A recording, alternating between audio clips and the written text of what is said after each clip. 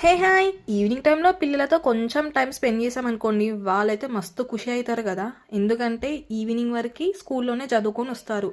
రాగానే చదువుకోండి రా అంటే వాళ్ళకి చదవబుద్ధి కాదు, మనకి చెప్పబుద్ధి కాదు.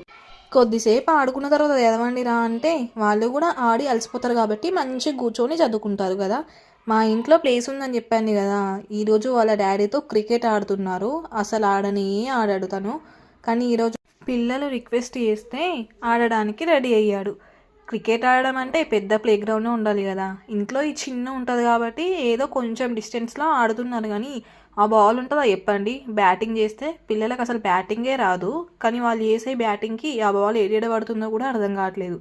ఇటు పక్కన చెట్లే ఉంటాయి, అటు పక్కన చెట్లే ఉంటాయి. ఆ చెట్లలో పడితే దొరుకుతుందా చెప్పండి. మా పాపకి వచ్చింది బ్యాటింగ్ టైం, ఆడు అని చెప్తే బ్యాట్ పట్టుకొని డ్యాన్స్ చేస్తుంది. అట్లా ఉంటుంది ఆమె తోటి.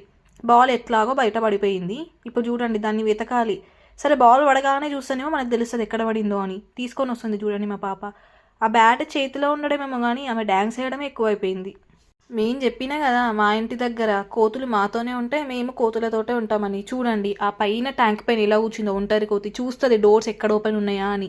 మనం ఇంట్లో ఉన్నాం అనుకోండి, డోర్ ఓపెన్ చేస్తే కథం ఇంట్లోకి వచ్చి ఏమైనా ఎత్తుకొని పోతూనే ఉంటుంది, మళ్ళీ కూడా దొరకదు మనకి. అనకపోయినా సరే మీదికి దుంకుతున్నాయి, అట్లా తయారైన ఈ కోతులు. కానీ అదేందో కానీ పిల్లలతో కొంచెం టైం స్పెండ్ చేస్తే మనం హ్యాపీగా ఉంటాం, పిల్లలు హ్యాపీగా ఉంటాం కదా.